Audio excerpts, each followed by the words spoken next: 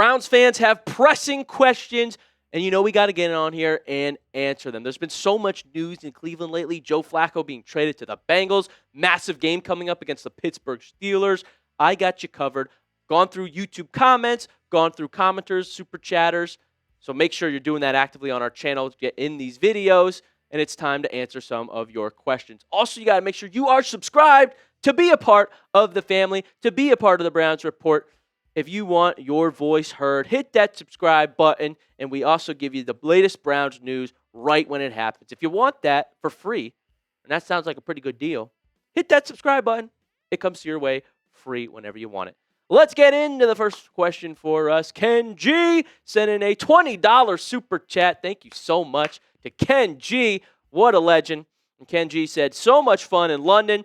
Here's what I saw. Judkins is a beast. Carson is a Tasmanian devil. Myles Garrett is really fast. Got to tell you, Stefanski's fine. He hasn't had a real quarterback in 3 years. Let it gel. Well, Ken G, first thing I agree with is Judkins is an absolute beast. His yards after contact is incredible. His elusiveness, his vision. He's being hit right away, and he's bouncing off defenders and making big pops after contact. It's phenomenal. We've got a star running back in Cleveland.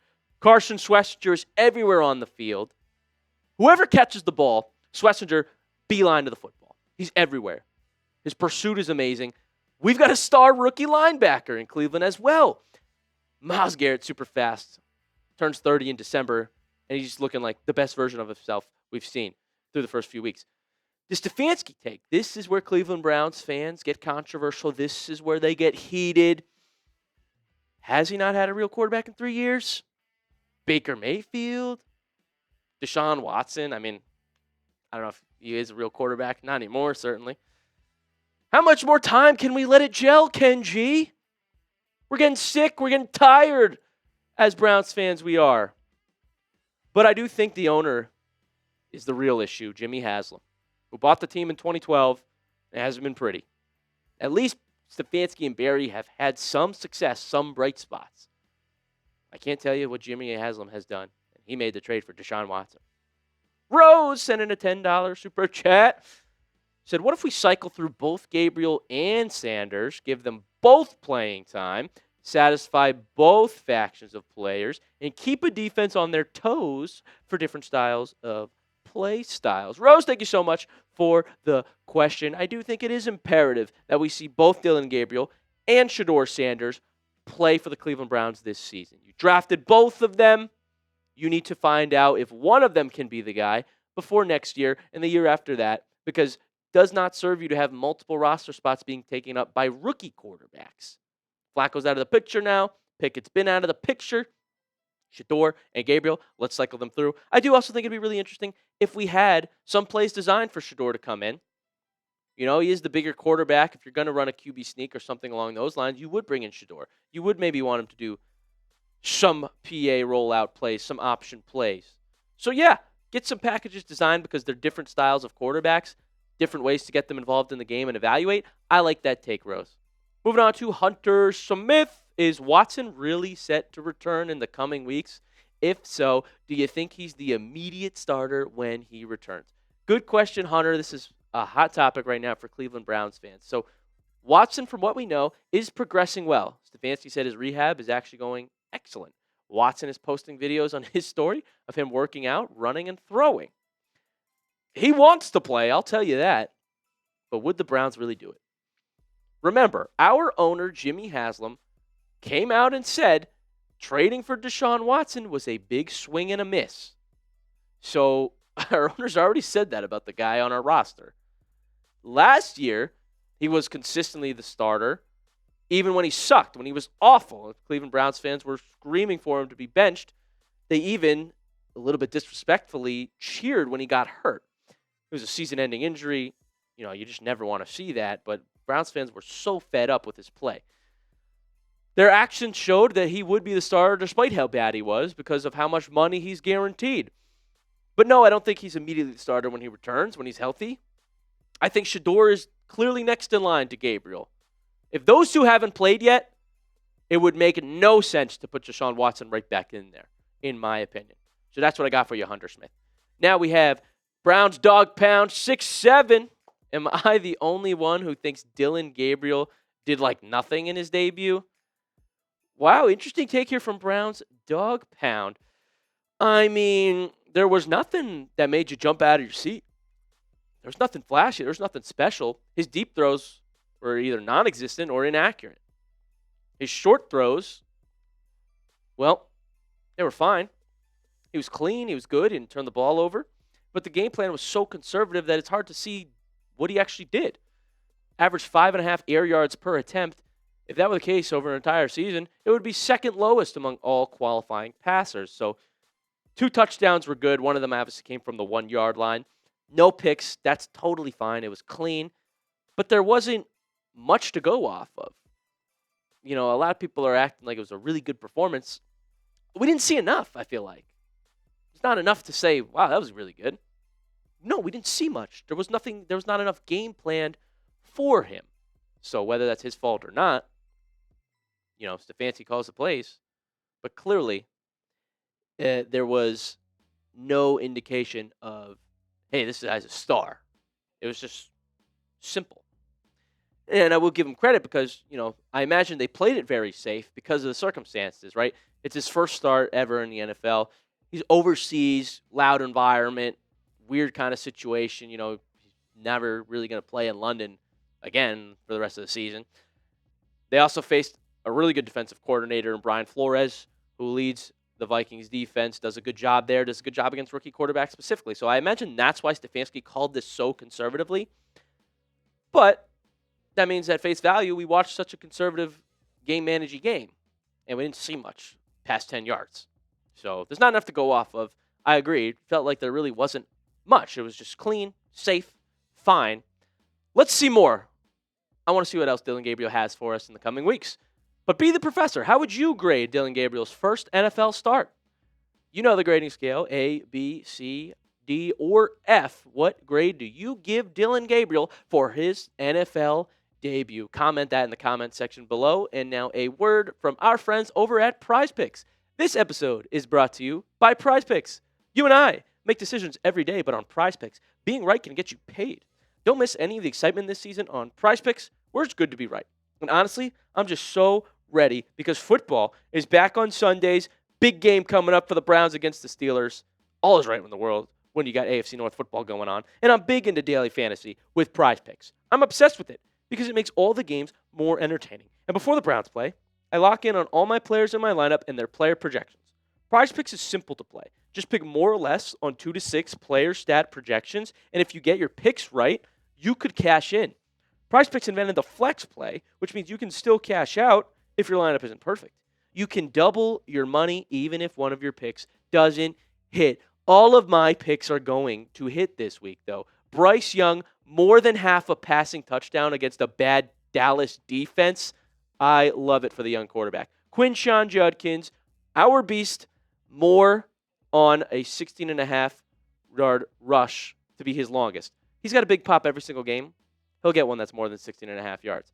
Josh Jacobs, more than half a touchdown rushing or receiving.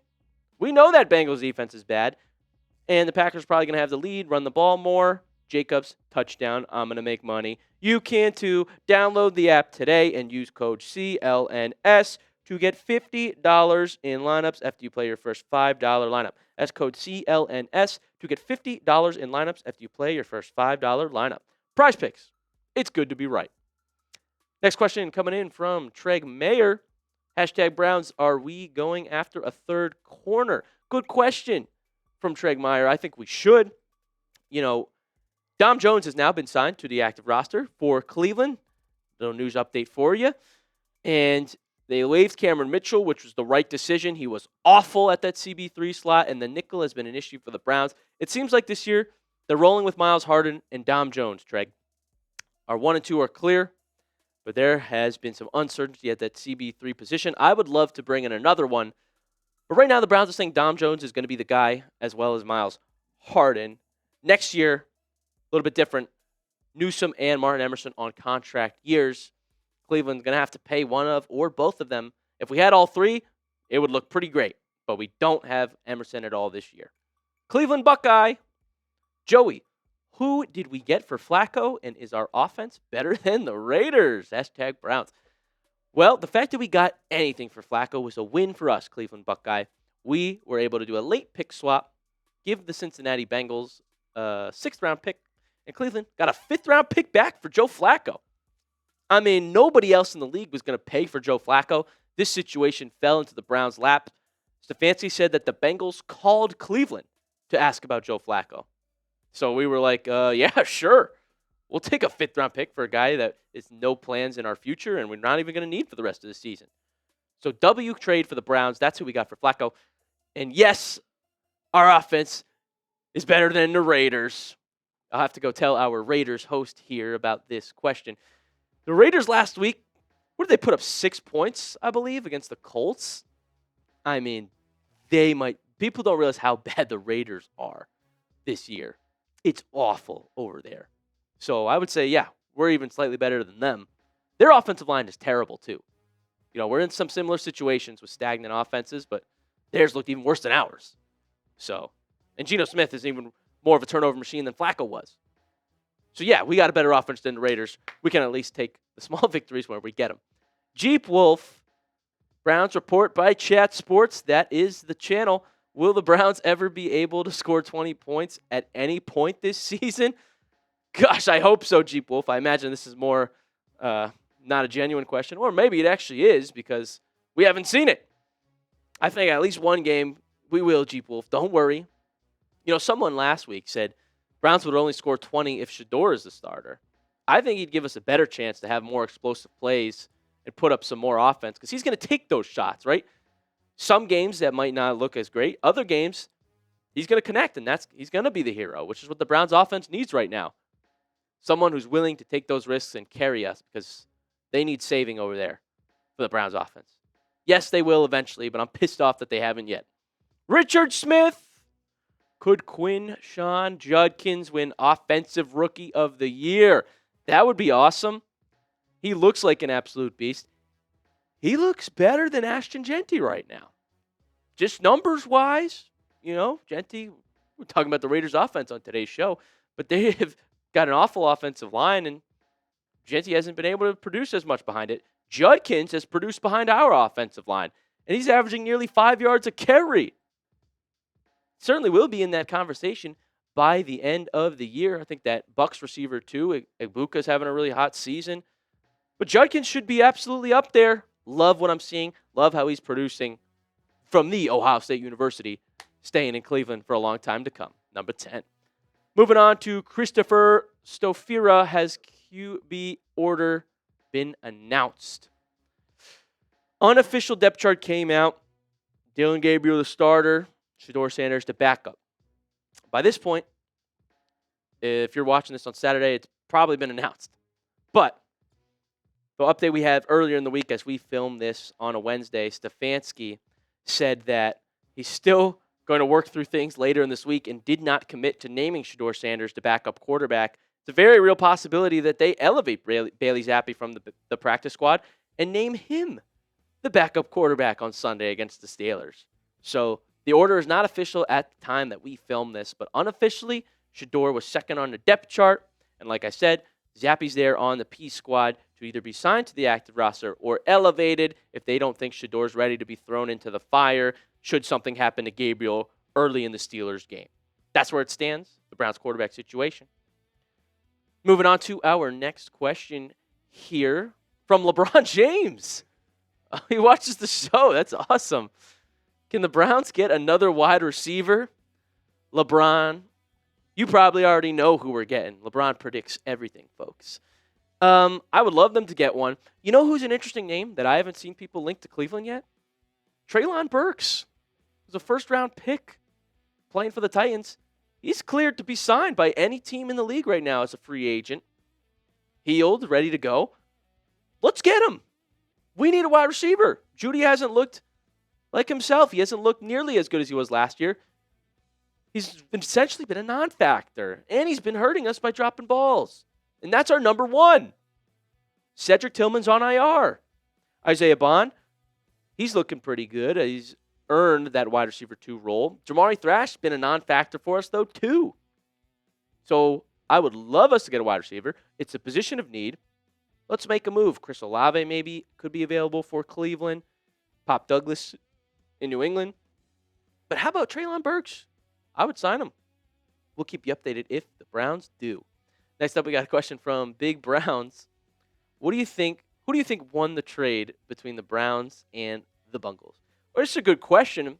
I don't think we've talked about who actually won it so far on this show. So we showed you the details, right? Late pick swap. Bengals get Joe Flacco. Cleveland gets a fifth. I actually think it's really good for both teams because the Bengals desperately needed a quarterback. Jake Browning might be the worst quarterback I've watched play football this year. Just the eye test, he looks terrible. And he threw 3 picks last game. They needed someone, anyone. So much so that you know it's bad when they were literally calling up the Cleveland Browns about Joe Flacco, who just got benched for Dillon Gabriel. So they were in such desperate need that I think Flacco will actually be better for them than Jake Browning. And, this is why it's dangerous. Don't trade with the division. But I think it's good for both teams. And I'd give Cleveland the W because otherwise you're letting Flacco take up a roster spot, sit there, do nothing for your team, and then not resign next year. Or you literally are forced to cut him and get nothing. Because no one else was going to pay anything for Joe Flacco. That's just a win for the Browns that you get a 5th-round pick. And given the draft class that Andrew Berry had last year, who knows what that 5th-round pick could turn into for the Browns next year. We have a few positions of needs. Let's go after them. Cleveland gets the dub, in my opinion. But what do you think in the comment section? Who won the Flacco trade? The AFC North trade. Type CLE if you think the Browns won the trade. Type CIN if you think the Bengals won the trade. Curious to know what the Browns fans think about who won this deal. Folks, thank you so much for sticking with us here on the Browns Report. If you got more questions that you want me to answer and put on the show, you can head over to @Joey070. Tweet there. I'll maybe pull some Twitter questions as well if I get some juicy ones. So go over there, follow me, drop a question, and we'll try to get you on. Thank you so much for tuning in to the Browns Report. We appreciate all of you that watch and are subscribed. If you're not, subscribe and join the party, and we'll see you very shortly here on the Browns Report.